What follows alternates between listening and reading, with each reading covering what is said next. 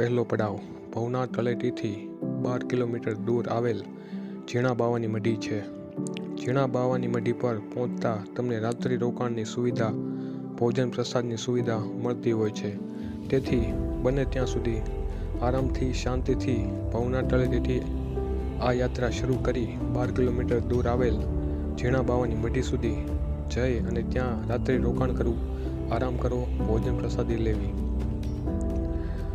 ત્યારબાદ બીજો પડાવ ઝીણા બાવાની મઢીથી લઈને 8 કિલોમીટરના અંતરે આવેલ માણવેલા અને ત્રીજો પડાવ માણવેલાથી 8 કિલોમીટર દૂર બોરદેવીનું મંદિર છે ત્યાં સુધી અને અંતિમ પડાવ બોરદેવીથી ભવનાથ તળેટી પાછું ફરવાનું હોય છે.